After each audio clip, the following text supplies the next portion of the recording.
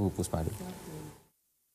Iya, terima kasih Anda masih bersama kami. Pemirsa, tadi sebelum jeda dikatakan bahwa sistem yang dibuat oleh pemerintah lebih mudah, lebih baik dibandingkan dengan progresif dan dibanding sebelumnya gitu ya Pak Ramdhani ya.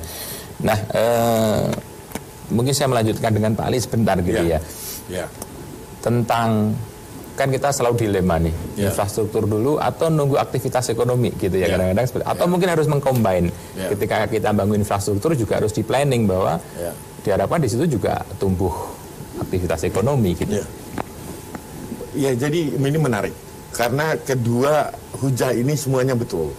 Artinya infrastruktur bisa mengenerate aktivitas ekonomi atau aktivitas ekonomi yang sudah ada itu kemudian di-boosting naik melalui infrastruktur. Ini sehingga nanti ada jenisnya, infrastruktur dasar, sosial, advanced infrastructure. Kita bicara di middle trap, artinya middle trap ekonomi kelas menengah. Kita bicara peningkatan aktivitas ekonomi, artinya apa? Kereta api cepat sangat dibutuhkan, sehingga orang dalam setengah jam, 1 jam bisa dealing di Semarang, di Bandung dan sebagainya. Ini akan Indonesian centris, ini akan bisa dibangun untuk kebutuhan dasar. Tadi kita bicara 4.700. Mungkin gini Pak Ali, bahasa yang lebih sederhana gitu ya. Kadang masyarakat kita melihatnya gini, ya kita kalau membangun misalnya jalan tol gitu Pak ya, jalan tol misalnya Trans Sumatera deh. Ini kan daerah yang jauh underdeveloped dibanding Jawa. Bagaimana kita bisa memplanning bahwa jalan Trans Sumatera itu akan berimpact ekonomi? Kan sebenarnya gitu sebenarnya. Kalau dibangun doang udah pasti secara kelayakan ekonomi udah pasti nggak mungkin. Para ahli juga pasti nggak tertarik suruh bangun di Trans Sumatera. Gitu. Nah, realnya seperti apa bentuknya? Jadi begini, realnya begini. Pertama, infrastruktur itu mulai dari perencanaan.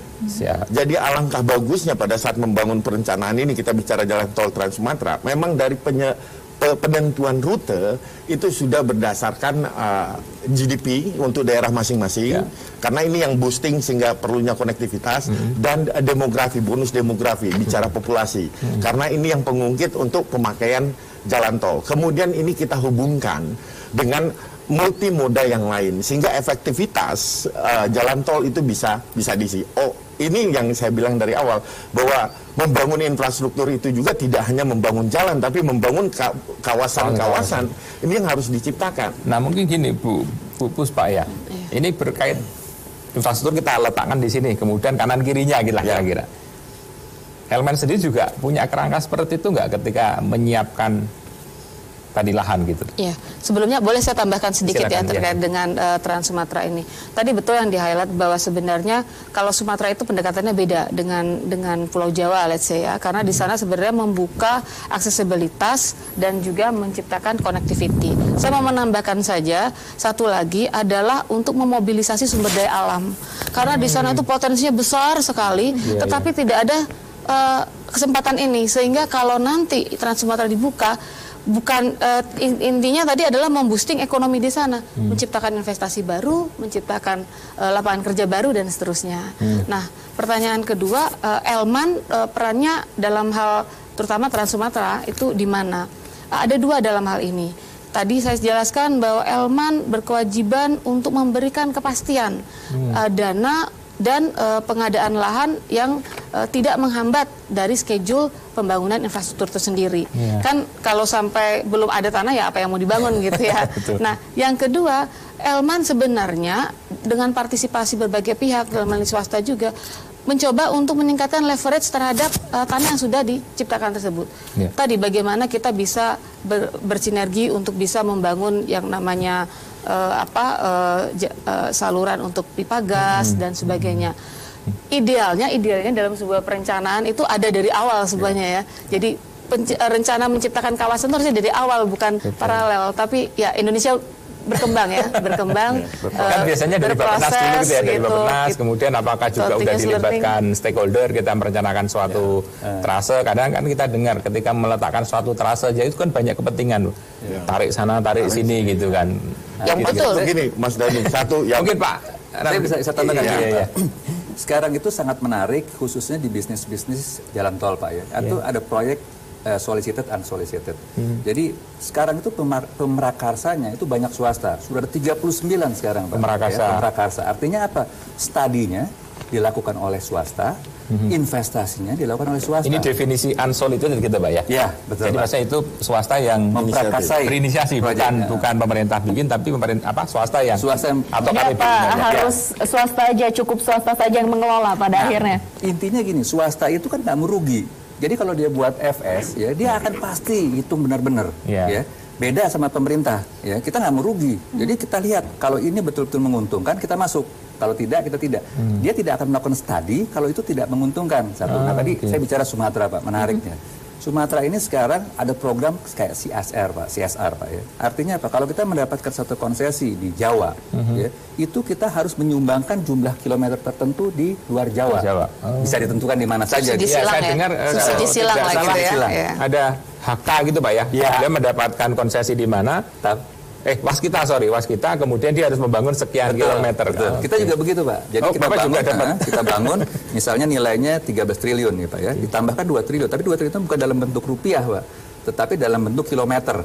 Ya, dibangun di luar Jawa. Bangunan yang real. Jadi ini tadi saya bilang terobosan-terobosan yang seperti dilakukan oleh investment bank sebetulnya ya. Jadi struktur keuangannya cukup canggih.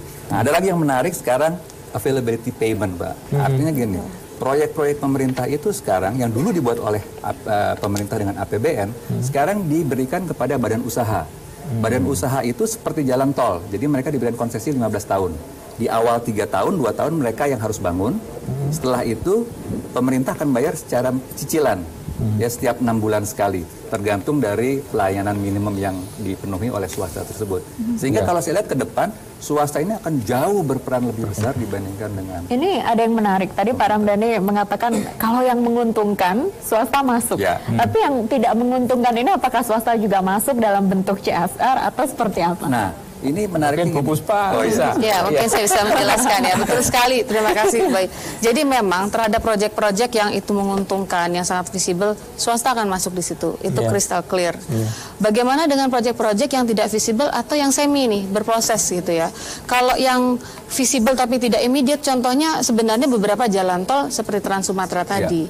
Di sana pemerintah sudah menyiapkan skema seperti KPBU, ya, di mana tanah kemudian menjadi tanggung jawab pemerintah. Bentuk-bentuk seperti itu. Tapi bagaimana dengan yang sama sekali tidak menarik gitu? Contoh atau tidak memberikan tadi ya keekonomian gitu ya. Saya bisa kasih contoh bendungan. Bendungan itu multiplier efeknya panjang. Gitu ya. Tapi harus dibangun hari ini. Karena apa? Bendungan itu satu, dia memberikan kepastian tentang ketahanan air, ada air baku di sana.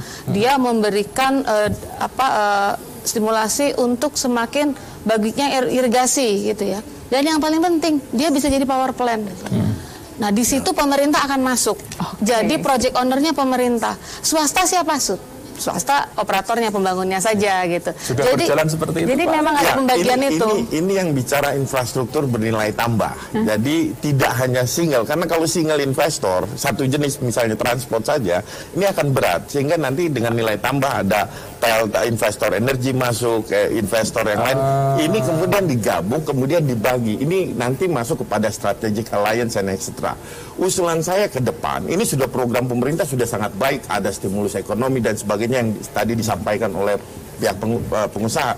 Ke depan, bagaimana kita sekarang meletakkan master plan perindustrian, master plan perdagangan, master plan satu yang perhubungan, dan master plan karena kita masuk ke industri 4.0, master plan untuk IT dan SDM.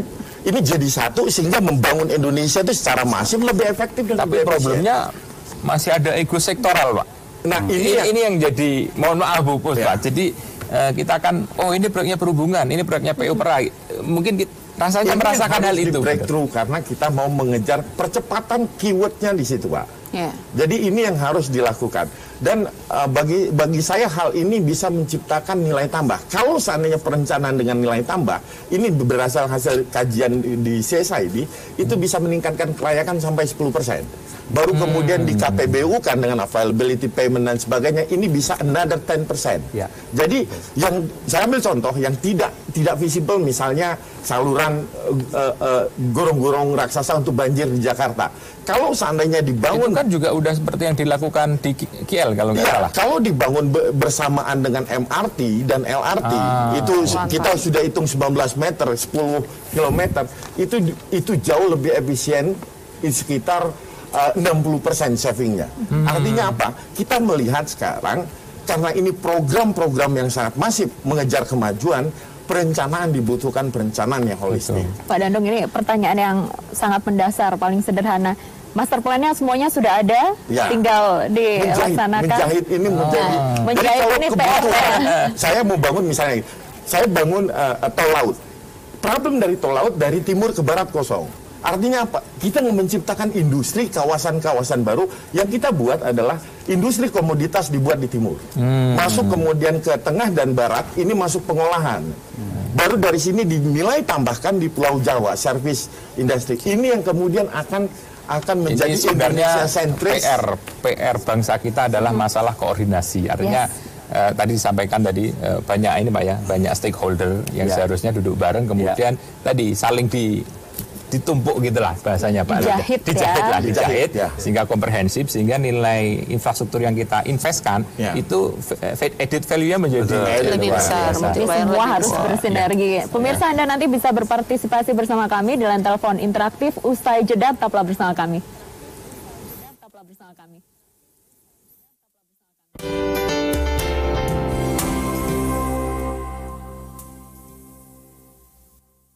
Acara ini didukung oleh